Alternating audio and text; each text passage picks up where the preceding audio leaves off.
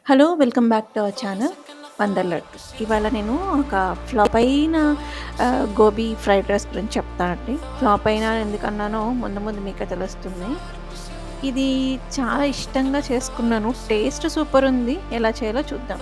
మైదా కొంచెం మైదా తీసుకున్నాను. కొంచెం కార్న్ ఫ్లోర్ తీసుకున్నాను.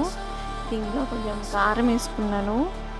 దాని తర్వాత గరం మసాలా, కారం, గరం మసాలా, ఇంకొంచెం నిమ్మరసం, కొంచెం సాల్ట్ అన్నీ కలిపి మిక్స్ చేసుకోవాలండి. కొంచెం ఇందులో నేను ఫుడ్ కలర్ కూడా తీసుకున్నాను. చాలా బాగా చేసేద్దామని చాలా ఎక్స్‌పెక్టేషన్స్‌తో స్టార్ట్ చేశాను యాక్చువల్‌గా చెప్పాలంటే. తర్వాత దీన్ని మళ్ళీ కొంచెం వాటర్ తోటి బైండింగ్ కన్సిస్టెన్సీ వచ్చేలాగా కలుపుకోవాలనమాట.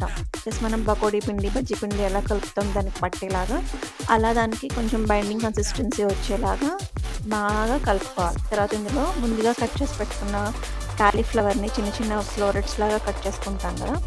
దాన్ని వేసుకొని బాగా దానికి కోట్ చేయాలి. తర్వాత ఇందులో కొంచెం బాగా సన్నగా కట్ చేసుకున్న కరివేపాకును కూడా యాడ్ చేసి ముందుగానే నూనె కాచి పెట్టుకున్నాను. ఆ నూనెలో బాగా వేడిగా ఉండాలన్నమాట నూనె. దాంట్లో ఇవి వేసి ఫ్రై చేసుకోవాలి పకోడీలాగా.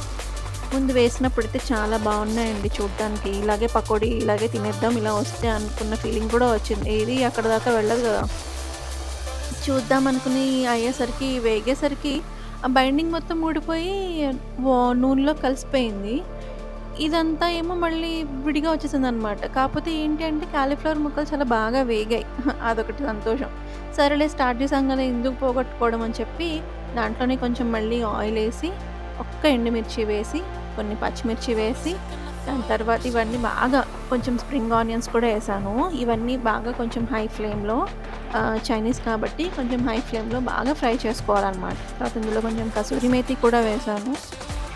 అవి మాడలేదు. బాగా వేగాయనమాట. కొంచెం ఫ్రైడ్ రైస్ మసాలా ఉంటుంది కదా! అది వేసుకొని ముందుగానే వండి పెట్టుకున్న రైస్‌ని చల్లారబెట్టుకొని ఉండలు లేకుండా కొంచెం సాఫ్ట్‌గా అయ్యేలాగా చేసుకొని బాగా కలుపుకోవాలనమాట. మొత్తం అంతా వేసేసుకున్నాం.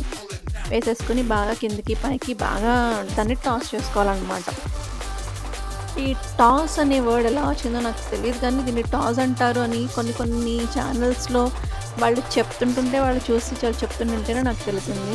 తర్వాత ఇందులో కొంచెం సోయా సాస్, వెనిగర్, మిగిలిపోయిన ఫ్రైడ్ రైస్ మసాలా, కొంచెం సాల్ట్ రుచికి సరిపడా. సోయా సాస్ ఏసాం కాబట్టి కొంచెం సాల్ట్ తక్కువే పడుతుంది. చూసుకొని వేసుకోండి.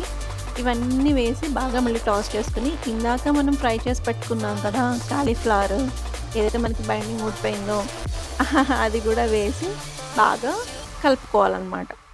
ఇలాగే మీరు పన్నీర్‌తో కూడా చేసుకోవచ్చు.